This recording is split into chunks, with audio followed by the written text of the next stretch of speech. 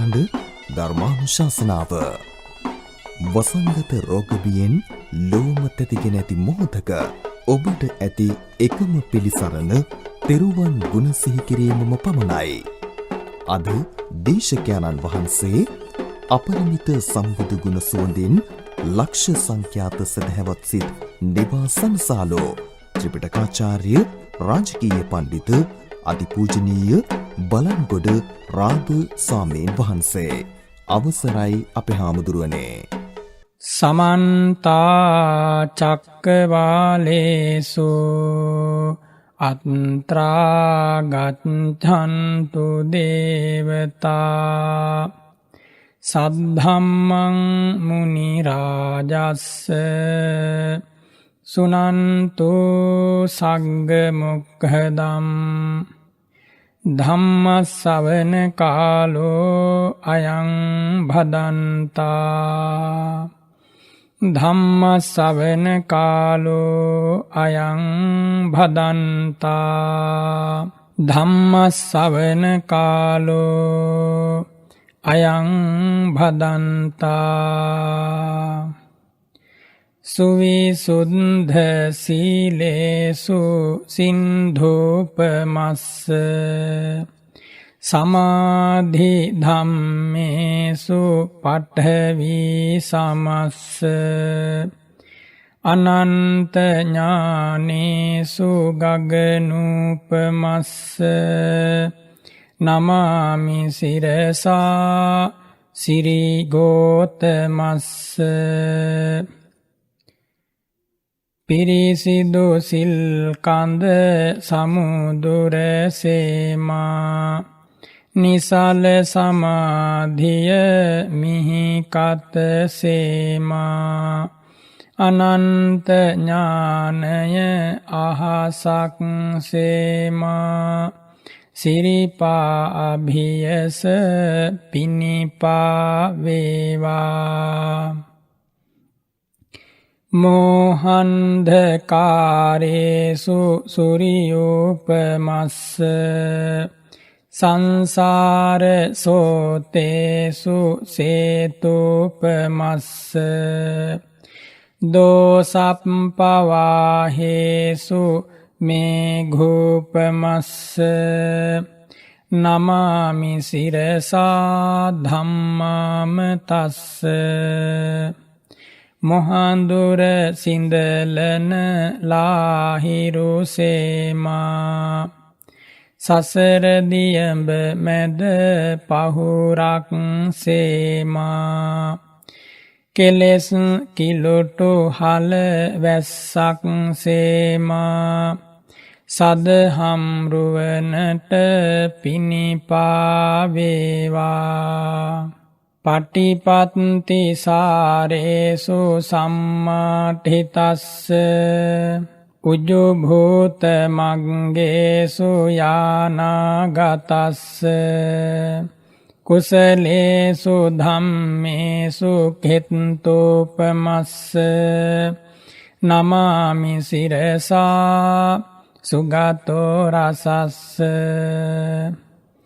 පිළිවෙත් සරුවෙයි සුවඳක් සේමා දම් රස දනවයි මිහිරක් සේමා පින් ගඟ ගලනා නිම්නය සේමා මහා සංඝරුවනට පිනිපා වේවා සාධු සාධු සාධු නමෝ තස්ස භගවතෝ අරහතෝ සම්මා සම්බුද්දස්ස නමෝ තස්ස භගවතෝ අරහතෝ සම්මා සම්බුද්දස්ස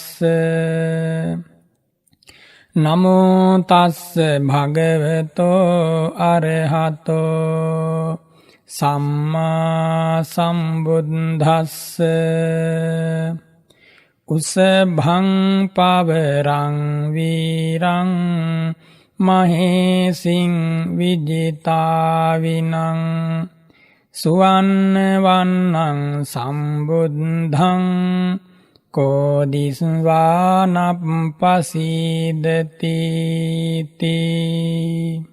අද ලක්හඬ සිත නිවන බුදුබණ ධර්ම දේශනාව ශ්‍රවණය කරන්නට සිත පහදවාගෙන සිටින ශ්‍රද්ධාවන්ත පින්වතුනි, උසභං පවරං වීරං වෘෂභ රාජයෙක් සදිසි, සිංහ රාජයෙක් සදිසි, හස්ති රාජයෙක් සදිසි, උතුම් ගුණයන්ගෙන් තේජාන්විත බවකින් බබලන සුවන්න වන්නං සම්බුද්ධං රන් රැස් විහිදෙන ශ්‍රී ශරීරයක් ධරන බුදුරජාණන් වහන්සේ නෙත ගැටුණහම කාගේ සිතද අපහදින්නේ, කාගේ සිතද පහදින්නේ නැත්තේ? සියලු දෙනාගේම සිත් ඒකාන්තයෙන් ඒ රන් රැස් විහිදෙන බුදුරජාණන් වහන්සේ දැකීම් මාත්‍රයෙන් පහදිනවා. එවන් වූ ඇසට රසඳුන භාග්‍යවත් බුදුරජාණන් වහන්සේ ඒ බ්‍රහ්මස්වර මිහිර තරම් කනට සැනසීමක් වෙන ඇත්තේ නෑ. එනිසා බුදුරජාණන් වහන්සේගෙන් ලෝ සතුන්ට ලැබුණ අමල නිමල දායාදය ශ්‍රී සද්ධර්මය සිරි මුව මඩලින් ගලා එද්දී දෙවි මිනිසුන් ඔවු නොවුන් පුදුමාකාර ආදරයකින් බුදුරජාණන් වහන්සේ වෙත පැමිණිලා ඒ උත්තම ධර්මය ඇසුවා. හිතේ දරාගත්තා, ජීවිතයට ගලපාගත්තා. තථාගතයන් වහන්සේ වැඩම කරපු ශාන්ත නිවන වෙත ඒ උදවියත් ගමන් කරලා සදාතනිකව සුවපත් වුණා.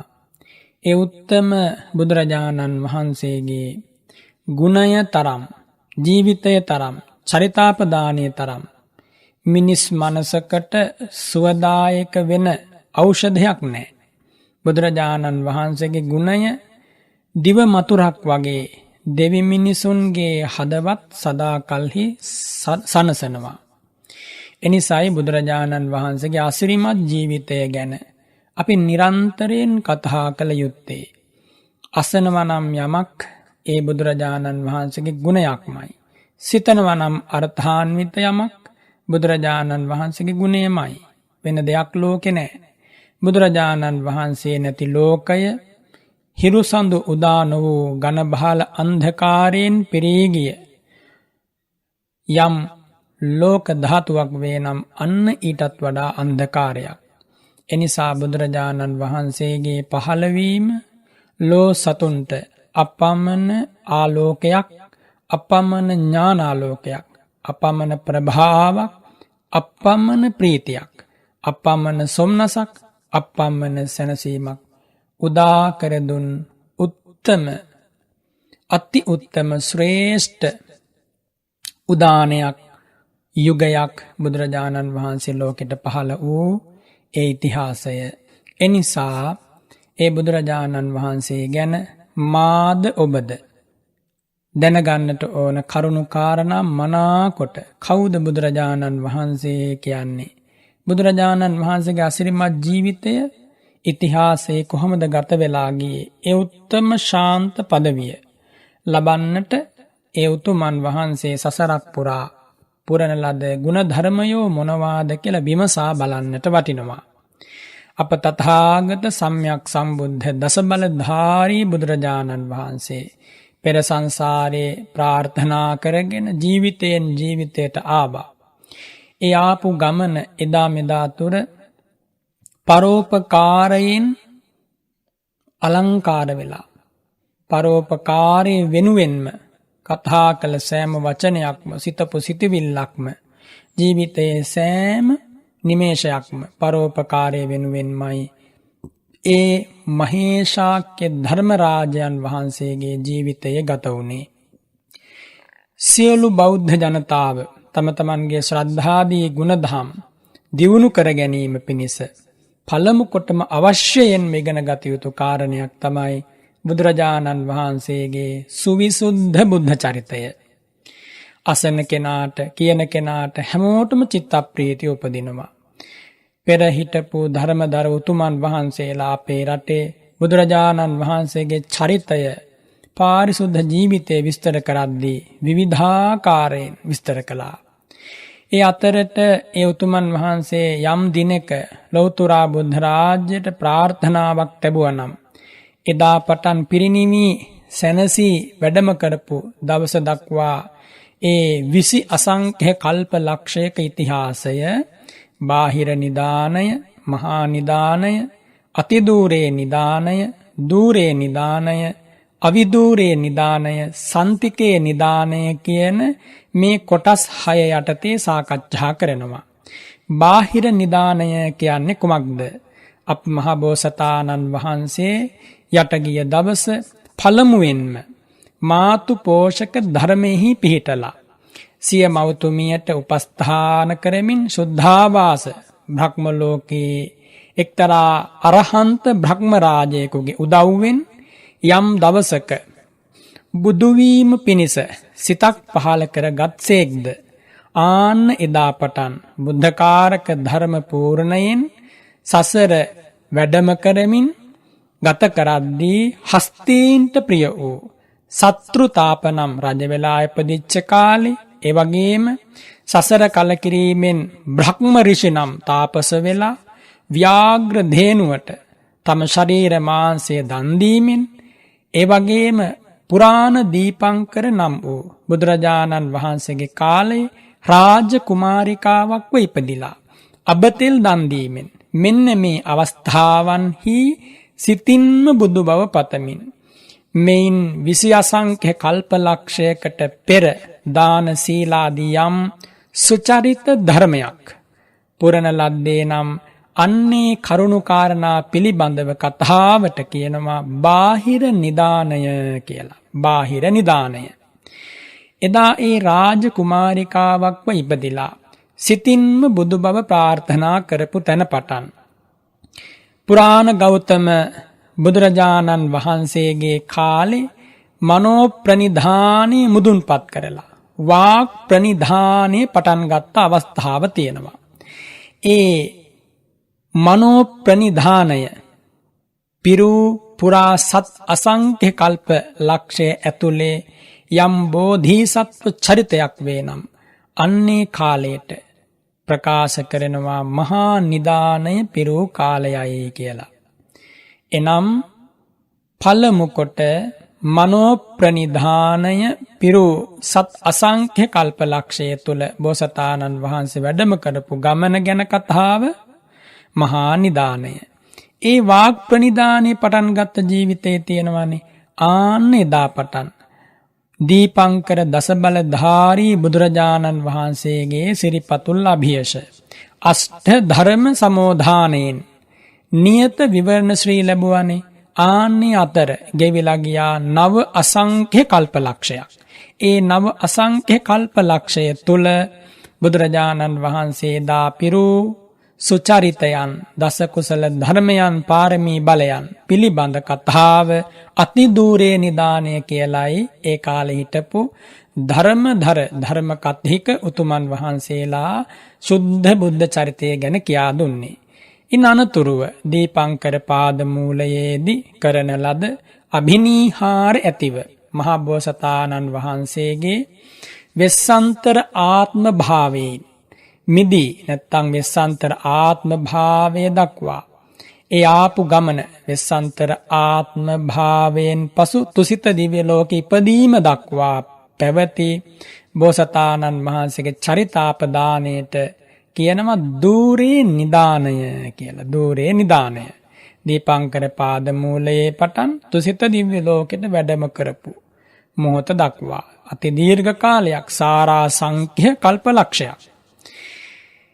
දීපංකර පාදමූලස්මින් හි කතාභිනීහාරස්ස මහා සත්තස්ස යාව වෙස්සන්තරත්ත භාවා චවිත්වා තුසිතපුරේ නිබ්බත්ති තාව පවත්තෝ කතා මග්ගෝ දූරේ නිදානං නාම කියලයි ජාතක අට්ඨ කතාවේ ඒ පිළිබඳව විස්තර වන්නේ. තුසිත පුරයෙන් චුත වෙලා බෝධි මූලයට වැඩම කරලා ලෝතුරා බුද්ධ රාජ්‍යයට යම් දිනකපත් වුණා නම් ඒ ලෝතුරා බුද්ධ රාජ්‍යයටපත් වූ දිනය දක්වා චරිතාපදානය අවිදූරේ නිදානය නමින් ධර්ම කථිකයෝ කියලා දෙනවා දෙවි මිනිසුන්ට. තුසිත භවනතෝ පන චවිත්වා යාව බෝධි මණ්ඩේ සබ්බඤ්ඤුතප්පත්ති තාව පවත්තෝ කථාමග්ගෝ අවිදූරේ නිදානං නාම. ඒක තමයි ඒ පිළිබඳව බුද්ධ වචනය.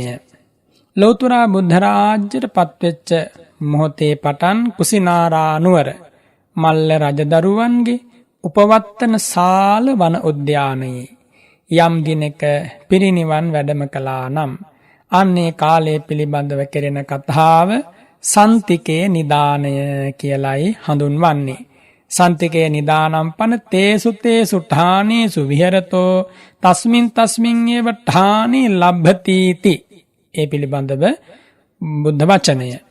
මේ විදිහට බුදුරජාණන් වහන්සේගේ චරිතය ගැන සාකච්ඡා කරන, කතා කරන, දේශනා කරන, අසන අප සියලු දෙනා දැනගත යුතු කොටස් 6ක් අනිවාර්යෙන්ම දත යුතුයි. නැවත ප්‍රකාශ කළොත් බාහිර නිදානය 20 අසංඛ්‍ය කල්ප ලක්ෂයකට පෙර පිරු පාරමී ධර්ම ගැන කතා කිරීම මහා නිදානය. ඒ කියන්නේ සත් අසංඛ්‍ය කල්ප ලක්ෂයක් මනසින්ම බුදු බව පතමින් ආපු ගමන අතිදූරේ නිදානය. නව අසංඛ්‍ය කල්ප ලක්ෂයක් වචනයෙන් බුදු බව පැතූ ඉතිහාසය දූරේ නිදානය. දීපංකර පාද මූලයේ පටන් වෙස්සන්තර ආත්ම භාවයෙන් පසු තුසිත දිව්‍ය ලෝකේ ඉපදීම දක්වා සාරාසංඛ්‍ය කල්ප ලක්ෂයක පුවත.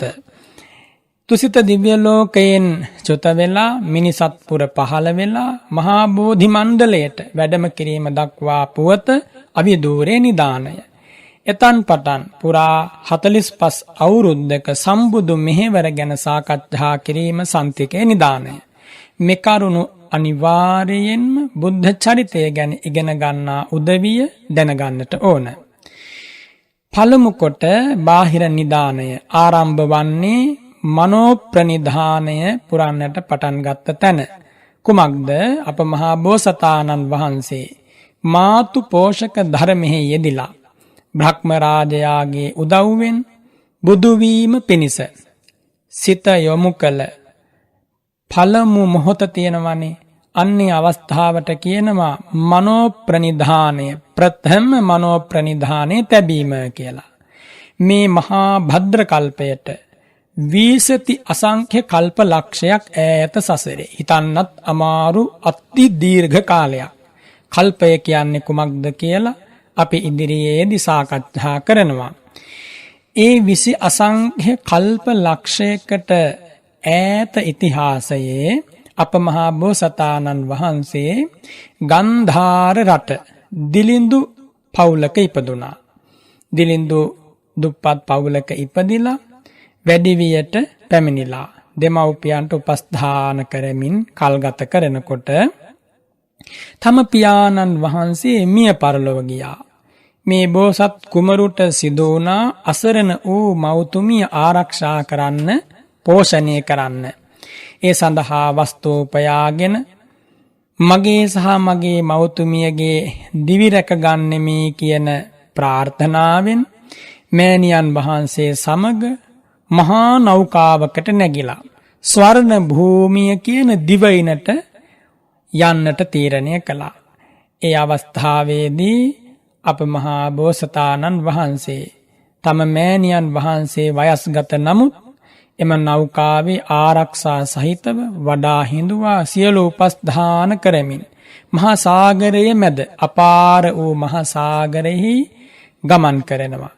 එහෙම ගමන් කරනකොට අද වගේ නෙමෙයි ඒ කාලේ ලෑලි වලින් දැව වලින් සකස් කරන ලද නෞකාවන් රුවල් බලයෙන් තමයි ධාවනය වෙන්නේ. ඉතින් හදිසි අනතුරකට මුහුණ දෙන්න සිද්ධ වුණා. රුවල් බිඳී ගියා, සුලි කුණාටුවක් පැමුණුණා, නැවේ ලෑලි ගැලවුණා. මිනිසුන්ගේ බඩු මුට්ටු සමග බලා සිටියේදී මුහුදුබත් වෙනවා. එහෙම අවස්ථාවන් කොච්චර තියෙනවද ලෝකේ. මහා බලාපොරොත්තු ප්‍රාර්ථනා මැද මිනිස්සු මහා සාගරයට නැවුදියත් කරනවා. අතර මගදී ගිලී යනවා. මහා අහස් කුසේ පියාසර කරනවා. එකපාරට කඩාගෙන වැටෙනවා.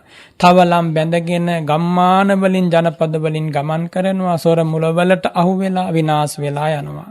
ඒ වගේ ස්වභාවිකව හෝ සොර සතුරු උපද්‍රව නිසා හෝ ජීවිතවලට නොඑක් විදිහේ කරදර බාධක කල්තියා නොදන්වා එනවා.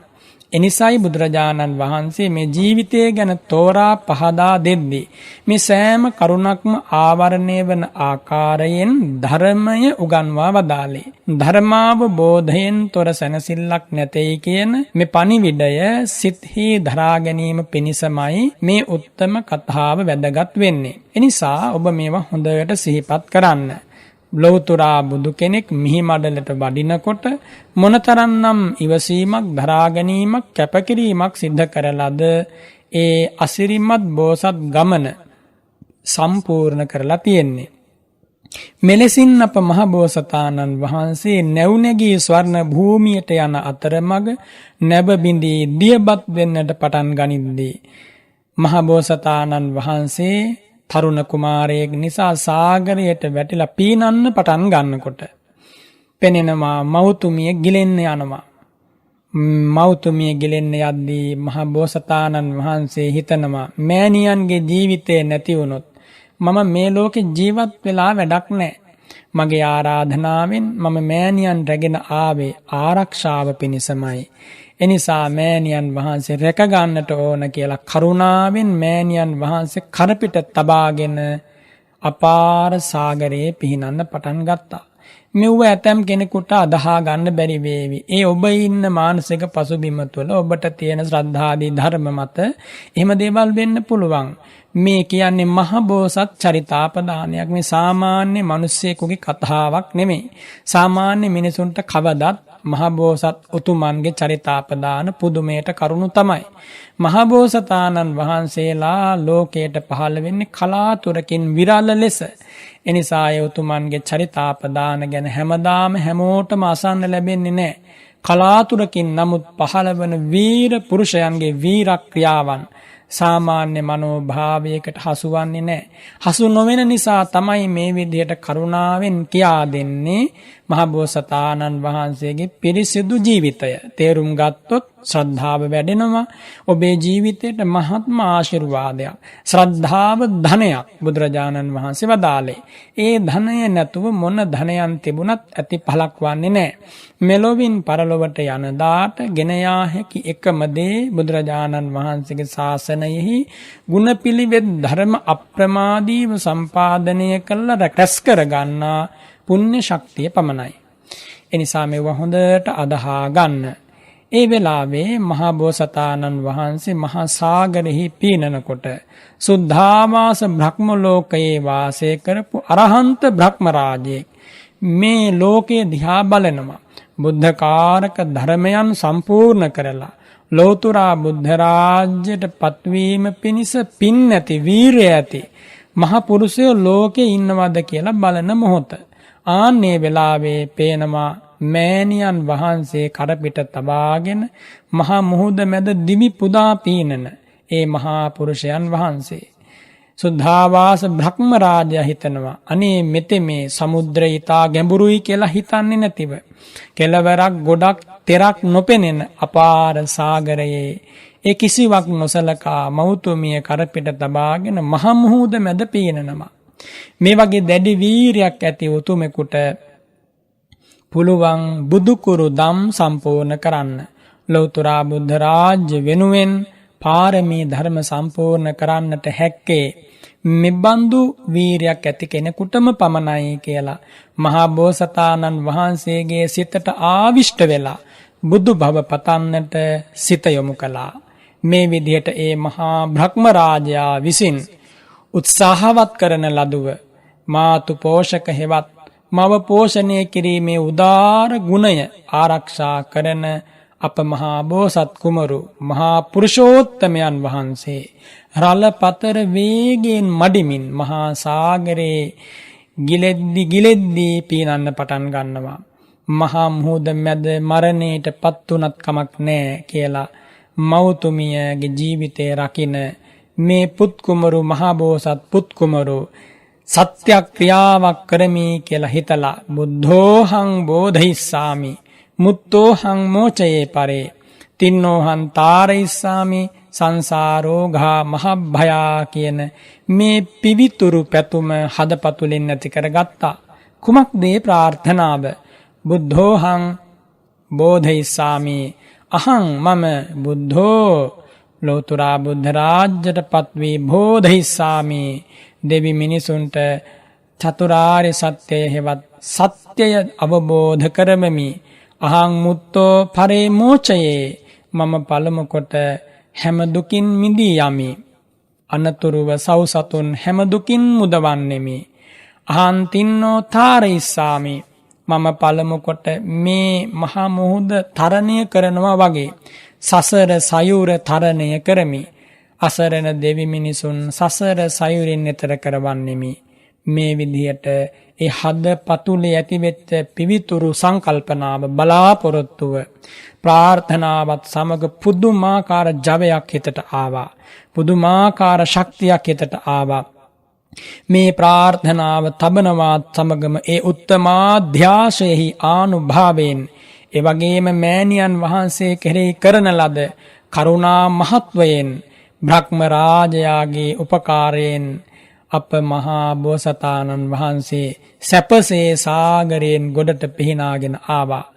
එක්තරා දිවයිනකට ගොඩ වෙලා ඒ වීර උතුමන් වහන්සේ දිවිහිම් කොට මෞතුමියට උපස්ථාන කළා. කිසිදාක මගහැරියේ නැහැ.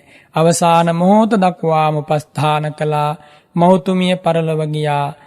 මහ බෝසතාණන් වහන්සේ තනි වුණා.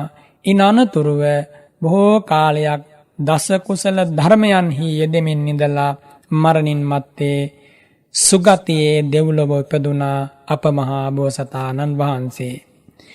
මේ ඉතිහාස කතාව එදා ධර්මදේශක කතික ස්වාමින් වහන්සේලා හුදී ජන පහන් සංවේගයේ උදෙසා කියා දුන්න බොහෝම අනුකම්පාවෙන් ලෝතුරා බුද්ධ රාජ්‍යයට පත් වෙලා සහම්පති බ්‍රහ්ම රාජ්‍ය ප්‍රධාන කොට ඇති දසදහසක් සක්වල දෙවියන් විසින් ආරාධනා කරලා ධර්මදේශනාව කරන්නට ආරම්භ කරන කාලේ එදා මහා බෝසතාණන් වහන්සේ මහා සාගරෙහි තැබූ పూర్ව ප්‍රනිධිය පෙර ප්‍රාර්ථනාව ගැන සිරි මුව මඩලින් වදාලා. කොහොමද වදාලේ?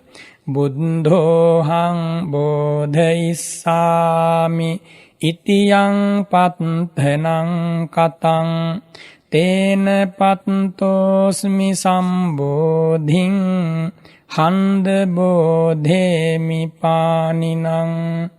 මම බුදු බවට පත් වෙලා අනුන්ටත් ධර්මය අවබෝධ කරලා සසර දුකින් ඔවුන් මුදවන්නෙමි යම් ප්‍රාර්ථනාවක් කරන ලද්දීද එයින් සම්බෝධියට මම දැන් පත් වුණා. දැන් මේ ප්‍රාර්ථනාව පරිදි සත්වයන්ට ඒකාන්තයෙන් ධර්මය අවබෝධ කරවන්නෙමි කියලයි ධර්ම දේශනාව ආරම්භ කොට වදාලේ. මුත්තෝහං මෝචයිස්සාමි ඉතියං පත්තනං කතං තේන මුත්තෝස්මි සංසාරා හන්ද මෝචේමි පානිනං.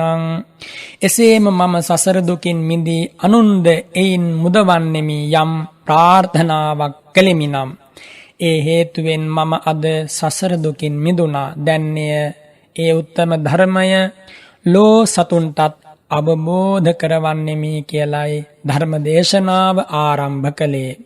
තින්නෝහං තාරයිස්සාමි ඉතියං පත්තනං කතං තේන තින්නෝස්මි සංසාරා හන්දතාරේමි පානිනං. මම සසරින් එතරව අනුන්ද සසරින් එතර කරවන්නෙමි යම් පැතීමක් කළෙමිනම් ඒ පැතීම මුල් කරගෙන මම දැන් සසර දුකින් අත මිදුණා. සියලු සත්වයන් සසර දුකින් එතර කරවන්නට මේ කාලයයි කියලා එදා අප භාග්‍යවතුන් වහන්සේ සහම්පති බ්‍රහ්ම රාජයාගේ ආරාධනාව ඉවසා වදාලා. ඈත දිනක තැබූ ප්‍රාර්ථනාව ඉෂ්ට වුණා. මේ විදිහට පළමු මනෝ ප්‍රනිධානය හෙවත් සිතින් බුදු බව පැතීම අප මහ බෝසතාණන් වහන්සේ ඉස්සෙල්ලාම සම්පූර්ණ කළේ එදා මාතු පෝසක ජාතකයේදී.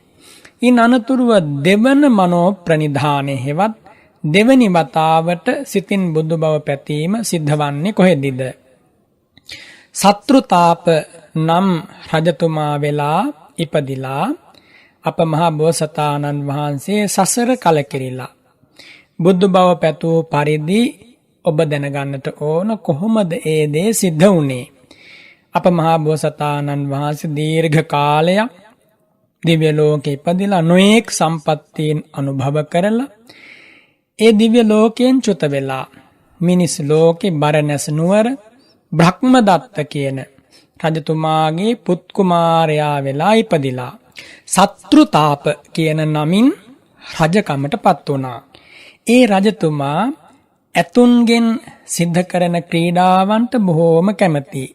ඇත්කෙලියෙහි ලොල්ව වාසය කරමින් එක දවසක් ඇතාගේ පිටේ නැගලා උයන බලා ගමන් කරනකොට ඒ ඇත්සෙනග හදිසියේම කුලප්පු වෙලා එහෙ මේ අත දුවන්න පටන් ගත්තා. මදයෙන් කිපි ඇතින්නන් නිසා වනයෙහි ඒ මේ අත දුව යන ඇත් රජා නිසා අප මහා බෝසතාණන් වහන්සේට පුදුම කලකිරීමක් ඇති වුණා. රාගයක තියෙන දුක්ඛිත භාවය මෙච්චර හොඳට හික්මවන ලද ඇත් රජා පවා මාගේ යන නොතකා මේ වනයට දැන් දුවගෙන යනවා. අහෝ රාගය නම් ඊතා ඡණ්ඩයි, ඊ타ත්ම ඝෝරයි, බොහෝ උපද්‍රව ඇති කරනවා. රාගය නිසා මේ සියලු සත්වයෝ සංසාර සාගරයේ ගිලෙනවා. රාගය නිසා නිරයට තිරිසන් ප්‍රේත ලෝකයන්ට වැටෙනවා.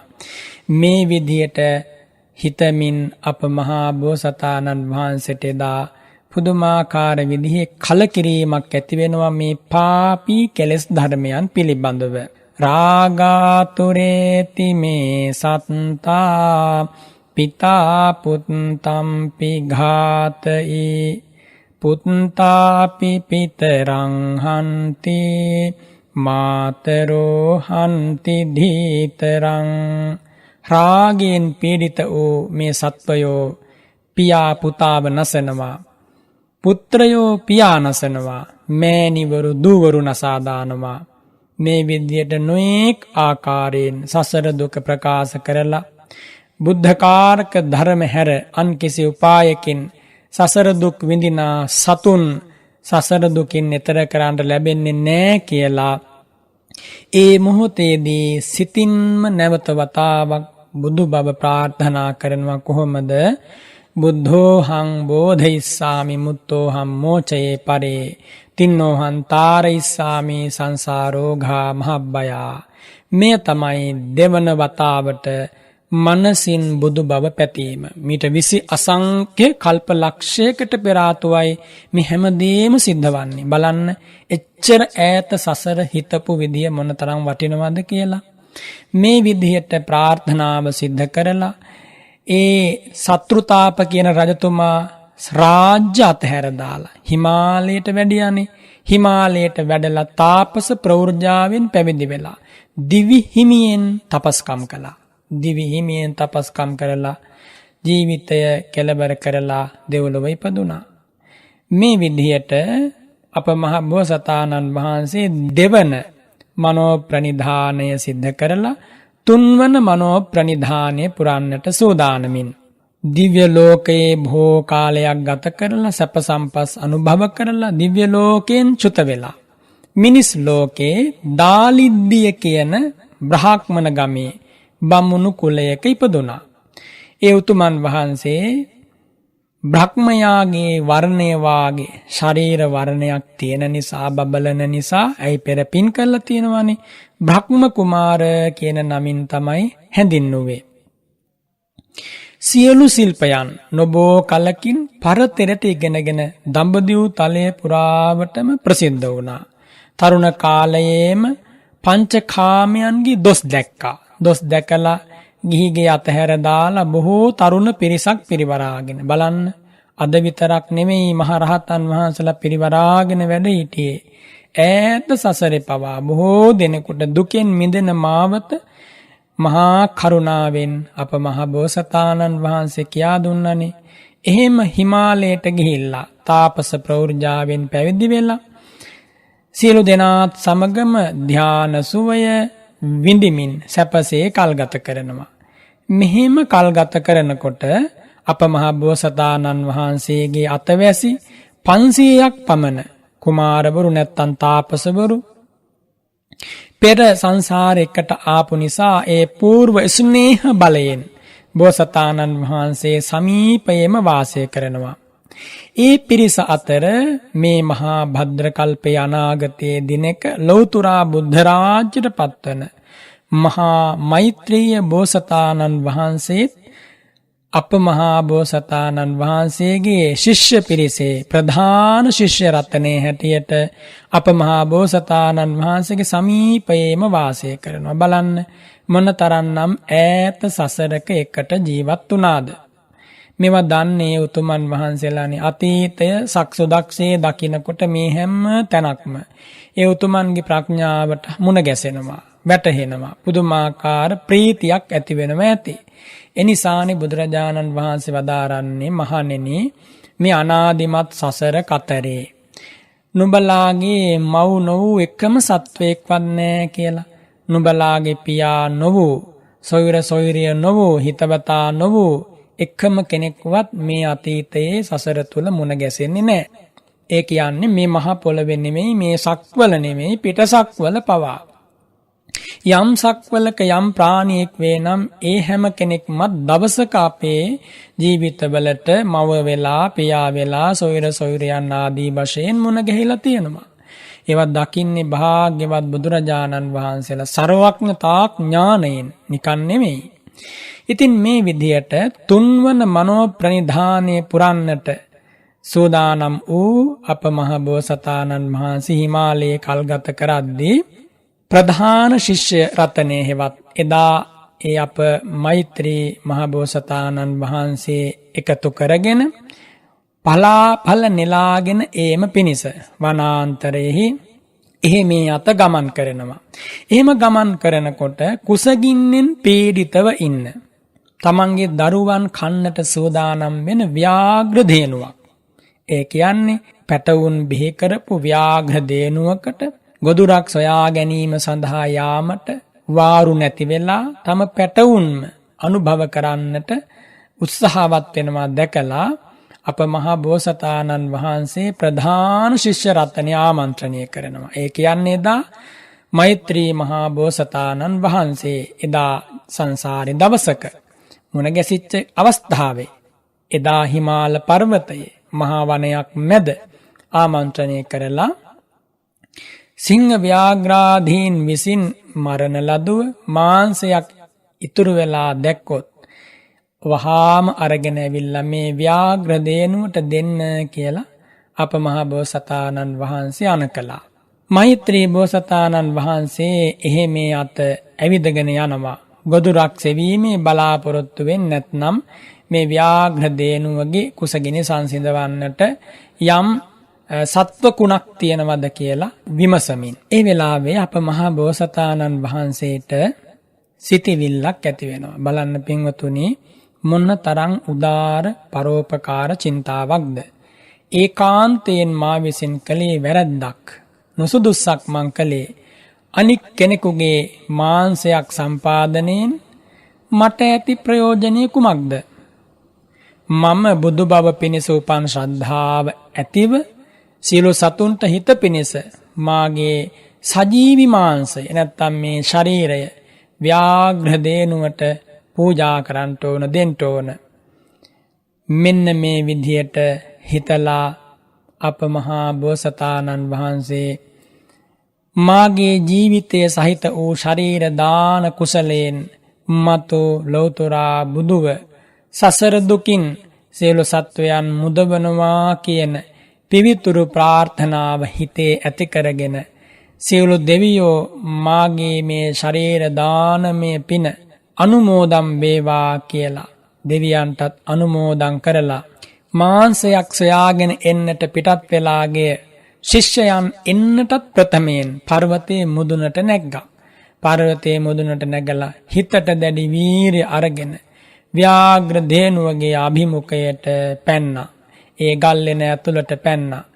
ඒ වෙලාවේ ව්‍යාග්‍ර දේනුව පර්වතයේ මුදුනෙන් එන්නා වූ බෝසතාණන් වහන්සේ දැකලා දරු පැටවුන් කන්නට හදන ඒ දරු පැටවුන් අතහැරලා බෝසතාණන් වහන්සේගේ උණු ලේන් උණු මාංශයෙන් ඒ ව්‍යාග්‍ර දේනුවගේ කුසගිනි සංසිඳවා ගත්තා. ඒ මොහොතේදීම අප මහා බෝසතාණන් වහන්සේ දිව්‍ය ලෝකේ මහේශාක්‍ය දෙවි කෙනෙක් වෙලා ඉපදුනා. බලන්න හරිම පුදුමයි බෝසතාණන් වහන්සේලාගේ චරිතාපදානය. ඒ මිය යන්නට ආසන්න මොහොතේදී ව්‍යාග්‍ර දේනුව විසින් හදවත පලා මාංශය අනුභව කරන්නට සූදානම් වන මොහොතේදී ගාථාවක් දේශනා කරලා ඒ පර්වත ප්‍රාන්තයට අධිග්‍රෝහිත දෙවියන්ට පින් අනුමෝදන් කළා. තස්ස මේ අනුමෝදන්තු උභෝ නාරද පබ්බතා ඉන්දෝච බ්‍රහ්මාච ප්‍රජාපතිච සෝමෝ යමෝ වෙස්සවනෝච රාජා සම්බේ දේවානුමෝදන්තු යදිදං පුඤ්ඤං කතං මයා. මේ විදිහට පින් අනුමෝදන් කරා. ඉන්ද්‍ර බ්‍රහ්ම ප්‍රජාපති සෝම යම වෙස්සවනාදී දිව්‍ය රාජවරු සියලු දෙනාම මගේ මේ පින අනුමෝදන් වේවා. මේ විදිහට අප භාග්‍යවත් අරහත් බුදුරජාණන් වහන්සේ මනෝ ප්‍රනිධානය සම්පූර්ණ කළා. මනෝ ප්‍රනිධානය සම්පූර්ණ කරමින් සංසාරයේ ගමන් කරනකොට සංසාරයේ ජීවිතයෙන් ජීවිතයට එනකොට මෙයින් 16 සංඛ්‍ය කල්ප ලක්ෂයක් මුළුල්ලෙහි මෙසේ සංසාරයේ ඇවිදගෙන එන අප මහා බෝසතාණන් වහන්සේ සිද්ධාර්ථ නම් නාමය ප්‍රාර්ථනා කළේ කවද්ද?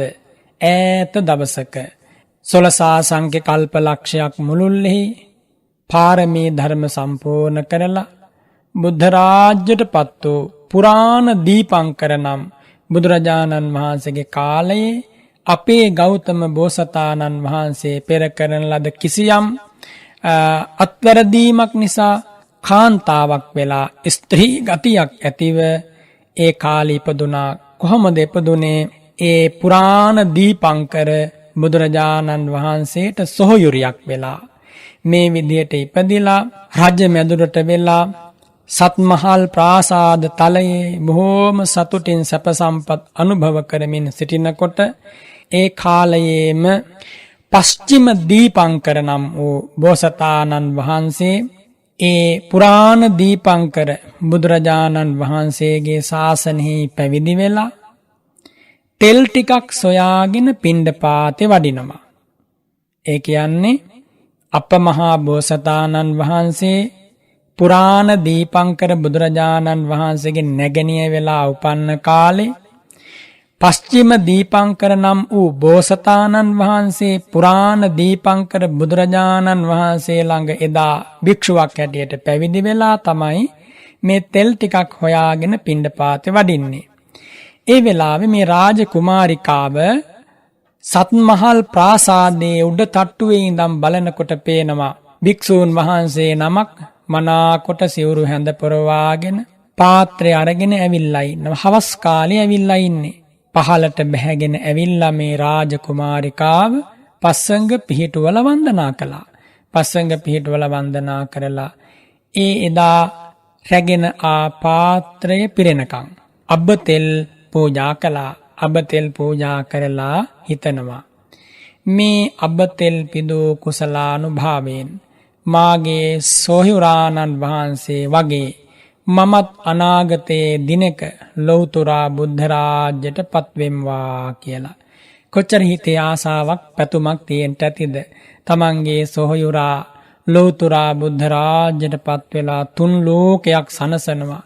ඒ රූපයේ අසිරිය, බ්‍රහ්මස්වර මිහිර, ඒ කීර්ති නාමය, කිතු ഘോഷාව, පුදුමාකාර විද්‍යානුභාවයේ අහසින් ගමන් කරන හැටි, ජලයේ නොගිලී ගමන් කරන හැටි, මහා පොළවේ කිඳා බසිමින් තව තැනකින් මතුවෙන්නට සමත් 이르දි ඇති, පායන ඉරහඳ ශ්‍රී හස්තයන්ගෙන් ස්පර්ශ කරන, දෙවිවරුන්ගේ බ්‍රහ්ම රාජවරුන්ගේ වැඳුම් පිදුම් ලබන ඒ පුරාණ දීපංකර බුදුරජාණන් වහන්සේ දැක්කට පස්සේ අප මහා බෝසත් උතුමන් වහන්සේට එදා රජකුමාරිකාවක් හැටියට උපන් හදවතේ ඇති වුණා පිවිතුරු පැතුමක්, මටත් දිනක ලෝතුරා බුදු වෙන්න ලැබේවා. ඒ ලෝතුරා බුද්ධ රාජ්‍යයට පත්වන ජාතියෙහි සිද්ධාර්ථ කියන නම මට ලැබේවා. මේ හැම දෙයකටම මහා පුදුම අභ්‍යන්තර සම්බන්ධයක් තියෙනවා. බුදුරජාණන් වහන්සේ අර එක තැනකදී එක බමුණෙක් වල දමන්නට කිසිවෙක් වල නොදැමූ තැනක් සොයමින් යද්දී බුදුරජාණන් වහන්සේට මුණ ගැසිලා භාග්‍යවතුන් වහන්සේ වදාරන්නේ, ඔය බමුණා ඔය නමින්ම ඔය තැනම අවස්ථා 10 ගණනක් යට කරලා තියෙනවා කියලා. එනිසා මේ ඉතිහාසය ගැන ඔබ මා දන්නේ නැහැ කිසිම දෙයක්. අභිඥා පරප්‍රාප්ත තුන් කල් දක්නා මහා ඥාන ධාරාවක් ඇති තථාගත බුදුරජාණන් වහන්සේගේ පාරිශුද්ධ මහා ප්‍රඥාවෙන් දැකපු ඉතිහාසය, දැකපු අනාගතය, දැකපු වර්තමානය ඒකාන්තයෙන් සත්‍යයි, කිසිවෙකුටත් අභියෝග කරන්නට බෑ. මේ විදියට එදා සිතින්ම ප්‍රාර්ථනාවක් කළා. කුමක්ද ප්‍රාර්ථනාව? අබ්බතෙල් පිදූ මේ පුණ්‍යානුභාවයෙන් මතු දිනක මා ලෝතුරා බුදු වෙම්වා. එදාට මේ සිදුහත් යන නම මට ලැබේවා. අබ්බවලට කියන්නේ පාලියෙන් සිදුහත් නැත්තම් සිද්ධාර්ථ කියලානේ. ඒ අබ්බතෙල් පිදූ පින පුණ්‍යානුභාවය හේතු කරගෙන එනමින්ම මට ලෝතුරා බුද්ධ රාජ්‍යයට පත් වෙන්න ලැබේවා කියලා හිතුවා. ඒ ප්‍රාර්ථනාව ඒකාන්තයෙන් සිද්ධ වුණා. එදා ඒ විදිහට පුරාණ දීපංකර බුදුරජාණන් වහන්සේ වෙත අබ්බතෙල් පූජා කරලා ඒ පහන් දැල්වීම පිණිස ස්වාමින් වහන්සේ අතේ පණිවිඩයක් යවනවා.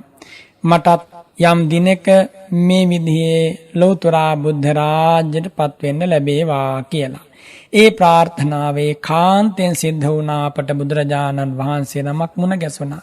එදා ඒ අබ්බතෙල් පිදූ ආනුභාවයෙන්, ඒ කුසල බලයෙන්, ස්ත්‍රී ආත්ම භාවයෙන් මිදිලා තුසිත දිව්‍ය ලෝකේ මහානුභාව සම්පන්න දිව්‍ය රාජයෙක් වෙලා ඉපදුනා. මෙන්න මේ කථා පුවත දක්වා අප මහා බෝසතාණන් වහන්සේගේ චරිතාපදානය බාහිර නිදානය කියලා හඳුන්වනවා. මේ බාහිර නිදාන කාලය තුල තවත් ಜಾති 7 සහස්‍රයන් ඉපදෙන්නට ඇති. දන් පින්කම් කරන්ට ඇති, පාරමී ධර්ම පුරන්ට ඇති. මේ ප්‍රධාන මනෝ ප්‍රනිධාන අවස්ථා ත්‍රිත්වය පමණක් අපට බණ පොතේ මුණ ගැසෙනවා. මෙතනින් එහා යම් විස්තරයක් මුණ ගැසෙන්නේ නැහැ. ඒ චරිතාපදානෙහි බාහිර නිදානේ පිරූ කාලය ගැන පමණක් කතා කළත් කතා කරලා නිම්ම කරන්න බැරි තරම් අසිරිමත් සිදුවීම් වලින් පිරීලා. ඉතින් ඒ නිසා ඒ උදාර බුද්ධ චරිතය, බුදු ගුණය හැම කෙනෙකුගේ මහදවත්වල රාව ප්‍රතිරාව දෙමින් සිහිපත් වේවා.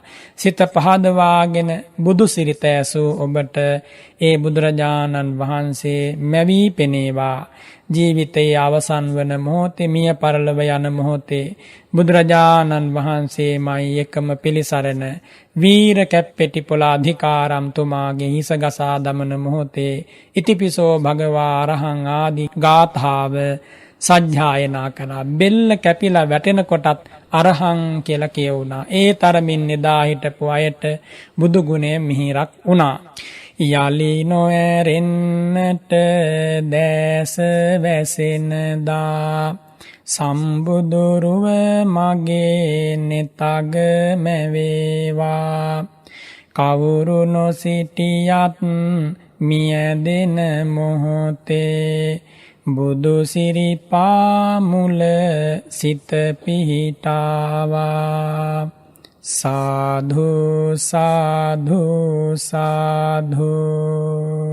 අද මේ උතුම් ධර්ම දේශනාව ඔබට ඇසෙන්නට සැලැස්සුවා. ඔබේ සිත ගත නිවී ගියා. උතුම් බුදු සිරිතෙන් බිඳක් ඔබ ශ්‍රවණය කළා. ලක්හඬ කාර්ය මණ්ඩලයේ සියලු දෙනාටම ගයාන් මහත්මයා ඇතුළු මේ උතුම් බුදු බණ පදය ශ්‍රවණය කළ සියලු දෙනාටමත් මේ උත්තම ධර්ම ශ්‍රවණයෙන් ජනිත වූ මහා පින, දේශනාවෙන් ජනිත වූ මහා පින ශාන්ත අමා නිවනින් සැනසෙන්ට, කවදා නමුත් සංසාරේ දුක දුකක්මයි, ඒ සසර දුකින් අත මිදීම පිණිසම උපකාර වේවා මේ මහා පින්කඳ කියලා ප්‍රාර්ථනා කරගන්න, අදිෂ්ඨාන පිහිටුවා ගන්න. ධර්ම ශ්‍රවණානිසංස බලයෙන් හැම හදවතකටම සහනයක්ම වේවා. ආකාසට්ඨා ච භුම්මට්ඨා දේවා නාග මහිද්దికා පුඤ්ඤන්තං අනුමෝදිත්වා චිරං රක්ඛන්තු සම්බුද්ධ ශාසනං චිරං රක්ඛන්තු සම්බුද්ධ දේශනං චිරං රක්ඛන්තු සම්බුද්ධ ශාවකං චිරං රක්ඛන්තු ත්වං සදාති.